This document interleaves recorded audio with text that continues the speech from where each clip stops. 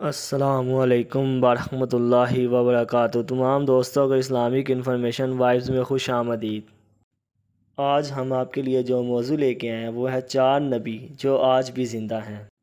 اللہ نے کروڑوں سال پہلے اس دنیا کو تخلیق فرمایا اور حضرت آدم علیہ السلام کے ذریعے اس کائنات میں انسانی زندگی کی بنیاد رکھی۔ اللہ نے اس روح زمین پر لاکھوں قوموں کو آباد فرمایا اور کم و بیش 1,24,000 نبی اس دنیا میں لوگوں کی رہنمائی کے لیے بھیجے، اور پھر اللہ نے حضرت محمد صلی اللہ علیہ وآلہ وسلم پر نبوت کا دروازہ بند کر دیا۔ آپ صلی اللہ علیہ وآلہ وسلم کے بعد نہ کوئی نبی آیا اور نہ ہی قیامت تک کوئی نبی آئے گا۔ سارے انبیاء اکرام اپنی قوموں کی طرف آئے اور چلے گئے، لیکن 4 نبی ایسے ہیں جو آج بھی زندہ ہیں۔ یہ انبیاء اکرام کون ہیں، کہاں ہیں اور کیوں اللہ تعالیٰ نے آج تک ان کو زندہ رکھا ہے؟ ان سب سوالوں کے جوابات آج اس ویڈیو میں آپ کے علم میں آ جائیں گے۔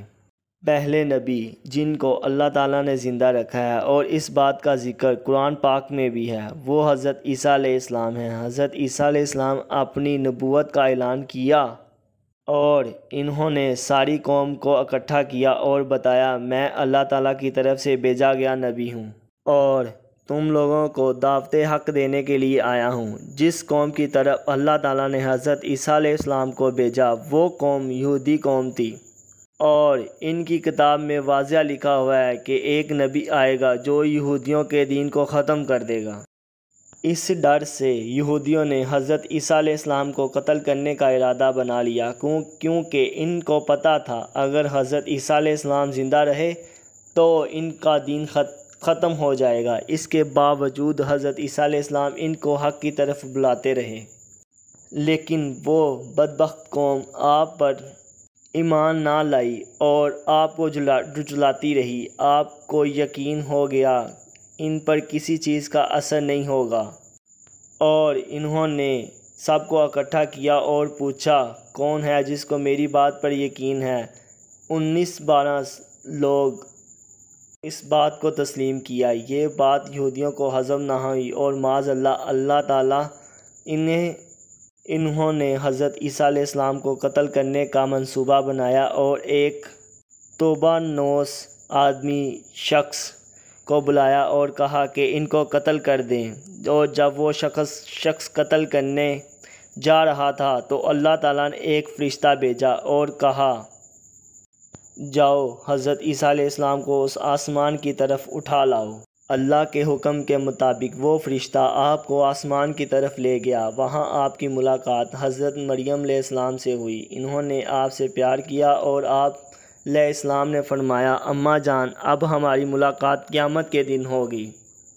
جب حضرت عیسیٰ علیہ السلام کو آسمان کی طرف اٹھایا گیا، آپ کی عمر 33 سال تھی۔ حضرت جبرائیل علیہ السلام کے ذریعے آپ کو آسمان کی طرف لے گئے، اور یہودیوں کو اس شخص کا انتظار تھا جو آپ کو قتل کرنے کے ارادے سے آیا تھا، لیکن جب وہ نہ آیا تو تمام یہودی حضرت عیسیٰ علیہ السلام کے گھر کی طرف روانہ ہوئے، اور وہاں انہوں نے حضرت عیسیٰ علیہ السلام کا ہم شکل دیکھا اور اسے قتل کر دیا، اور بعد میں ان کو علم ہوا یہ تو وہ شخص ہے جس کو قتل کے لیے بھیجا گیا تھا۔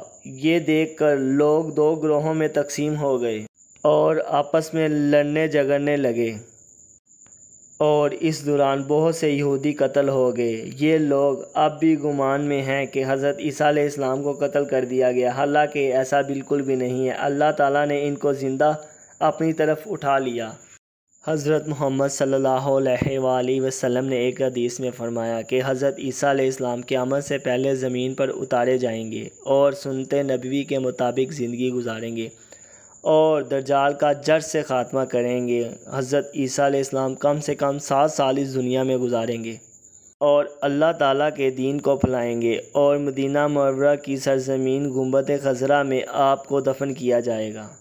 اب بات کرتے ہیں دوسرے نبی کی جن کو اللہ تعالیٰ نے زندگی فرمائی ہوئی ہے، وہ حضرت خضر علیہ السلام ہیں، اور حضرت خضر علیہ السلام اس دنیا میں تب آئیں گے جب دجال اس دنیا میں اپنا فتنہ ہر طرف برپا کر رہا ہوگا اور لوگوں کو اللہ کے دین سے دور کر رہا ہوگا، اور تب حضرت خضر علیہ السلام لوگوں کو اللہ تعالیٰ کے احکامات کی تبلیغ کریں گے اور ان کو سیدھے راستے کی طرف لائیں گے۔ ایک بار حضرت محمد صلی اللہ علیہ وآلہ وسلم اپنے صحابہ کو حضرت خضر علیہ السلام کا قصہ سنا رہے تھے کہ جب حضرت خضر علیہ السلام کا باپ ایک بادشاہ تھا اور ان کی بادشاہیت سے نوازنا چاہتا تھا، لیکن حضرت خضر علیہ السلام کو دنیا پسند نہ آئی اور انہوں نے اپنی باپ کی گدی نشین بننے سے انکار کر دیا اور جنگلات کی طرف روانہ ہو گئے اور اللہ تعالیٰ کی عبادت میں مشغول ہو گئے۔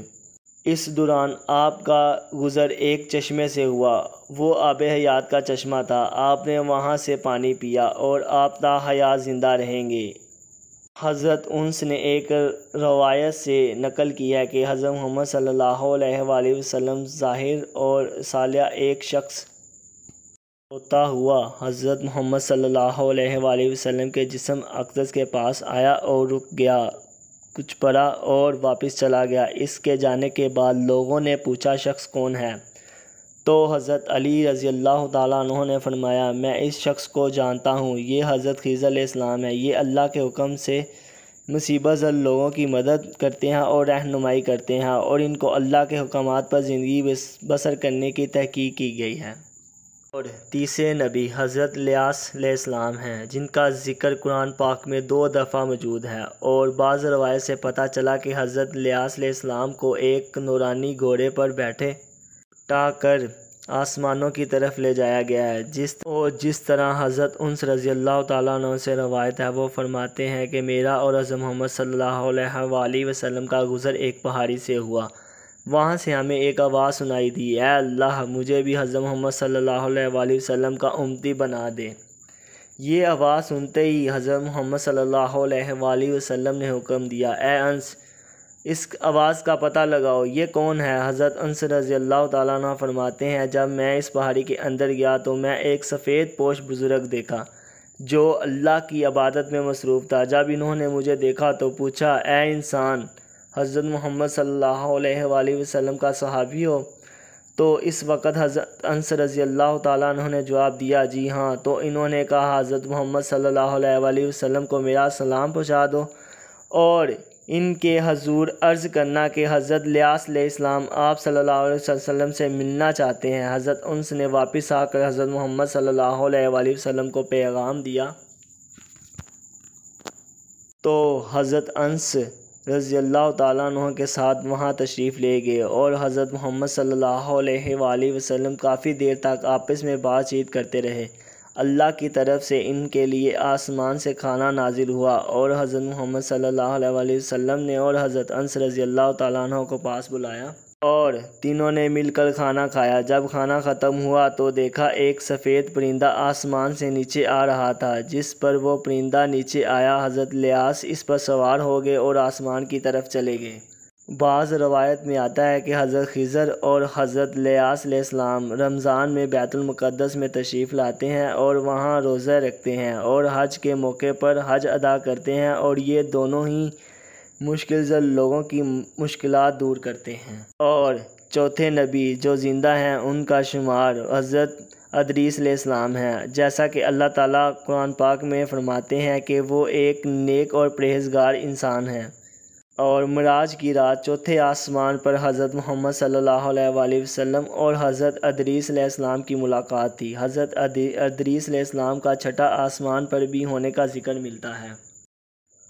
حضرت ابن عباس رضی اللہ تعالیٰ عنہ فرماتے ہیں کہ حضرت ادریس علیہ السلام ایک درزی تھے، آپ کپڑے سلائی کرتے تھے اور ساتھ اللہ کا ذکر بیان کرتے تھے۔ شام ہونے تک آپ کی نیکیاں بے تحاشا ہو جاتی۔ زمین پر رہنے والے سارے انسانوں میں سے سب سے زیادہ نیکیاں حضرت ادریس علیہ السلام کی ہوتی۔ حضرت ادریس علیہ السلام کو زندہ آسمانوں کی طرف اٹھایا گیا تھا۔ ایک بار ملک الموت حضرت ادریس علیہ السلام کی خدمت میں حاضر ہوا۔ حضرت ادریس علیہ السلام نے ان سے کہا، مجھے موت کا ذائقہ چکھنا ہے۔ چنانچہ آپ کے کہنے پر انہوں نے آپ کی جان نکال لی اور پھر اللہ کے حکم سے آپ کو دوبارہ زندہ کر دیا گیا۔ آپ نے فرشتوں سے کہا، میں دوزخ دیکھنا چاہتا ہوں۔ آپ کو دوزخ کی طرف لے جایا گیا۔ اس کے بعد آپ کو جنت کی سیر کے لیے جنت کی طرف لے جایا گیا۔ آپ نے کہا، میں یہاں ہی رہنا چاہتا ہوں۔ تو فرشتوں نے کہا، آپ اپنے مقام کی طرف چلے جائیں، تب ہی اللہ کی طرف سے حکم آیا کہ حضرت ادریس علیہ السلام کو یہیں ہی رہنے دیا جائے۔ سبحان اللہ، جزاک اللہ۔